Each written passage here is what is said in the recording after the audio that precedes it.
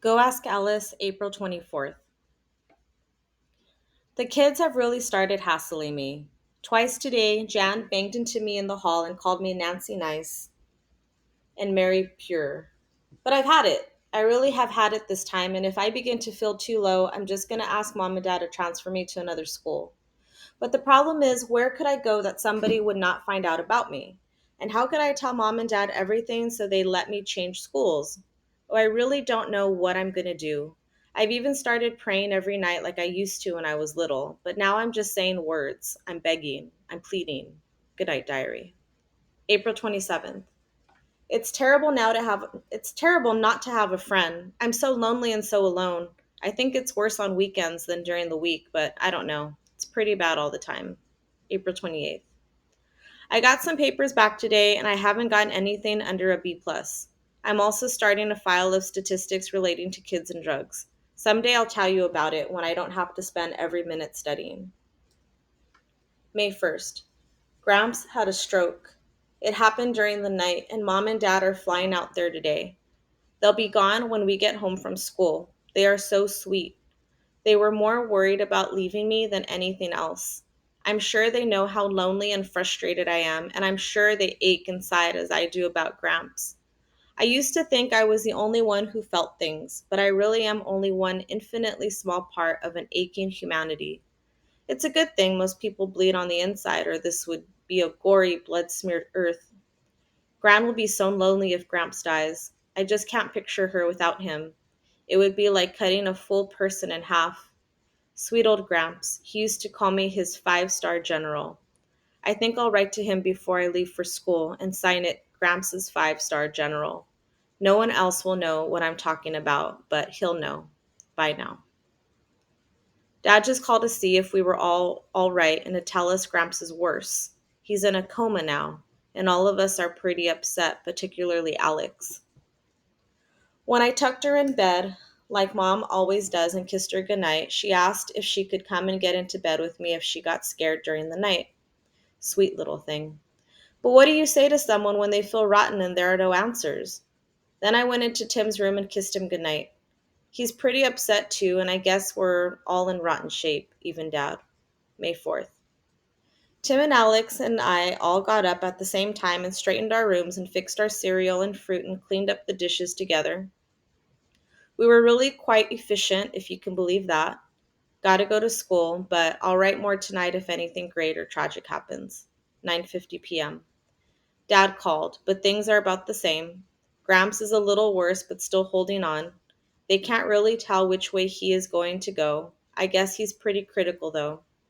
Alex clung to me and cried. I feel like crying myself. The house seems so big and lonely and quiet without mom and dad. May 5th. Gramps died during the night. The day after tomorrow, Dr. Blank from the university is going to take Tim and Alex and me to the airport and we'll fly to his funeral. It seems unbelievable that I will never see Gramps again.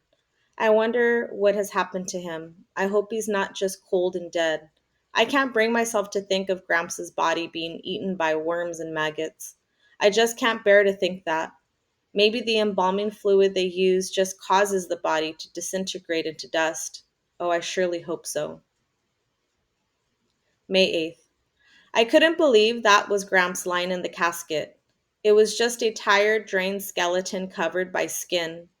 Oh, I've seen dead frogs and birds and lizards and Easter chickens, but this was such a shock.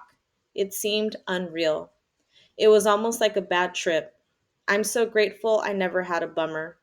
But maybe if my first trip had been, I wouldn't have taken any more. In that respect, I wish it had. Gran seemed so calm and loving. She had one arm around my shoulder and one around Alexandria's. Precious, strong Gran. Even during the long, long, long, long, long funeral, she didn't cry. She just sat there with her head bowed.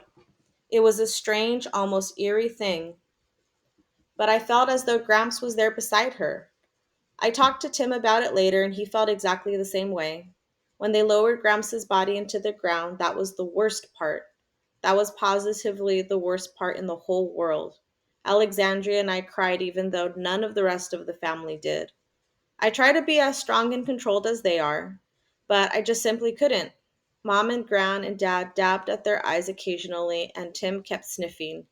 And of course, Alex is a little girl, but me, well, naturally I made a spectacle of myself again. May 9th. Gran is going home with us tonight and she'll stay till school is out. Then I'll come back with her and help her get organized to move in with us until she can find a little apartment close by. I don't know when I have ever been so tired in my life. I can't even imagine how Gran holds up because I can barely move.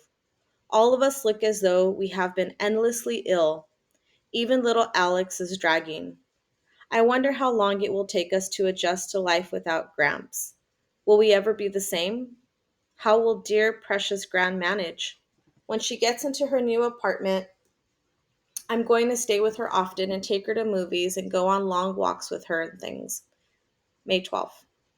This morning I looked out the window and saw new green popping through the soil, and I started crying uncontrollably again. I don't really understand the resurrection. I can't even conceive how Gramps' body, which will decay and sour and mold and mildew and fall into crumbling little bits, can ever come back together again. But I can't understand how a brown, dried up, shriveled little gladiola bulb can reblossom either. I guess that God can put atoms and molecules and bodies together again if a gladiola bulb without even a brain can do it.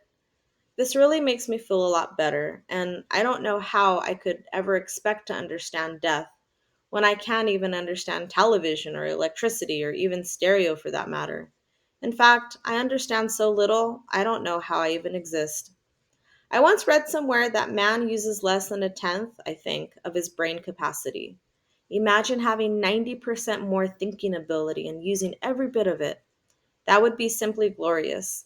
Imagine what a perfectly marvelous planet this would be if minds were 90 times more efficient than they are now. May 14th.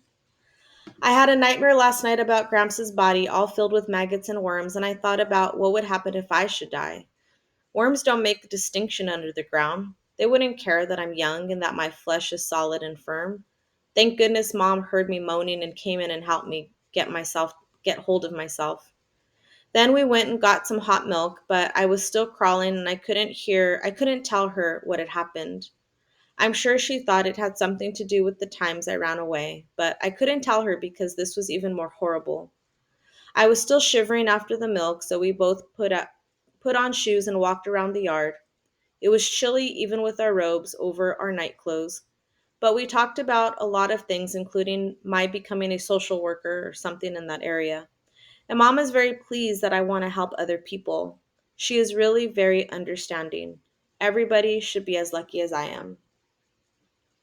May 15th. I have to force myself to concentrate in school. I didn't know that death took so much out of people. I feel completely drained still and have to force myself into everything I do.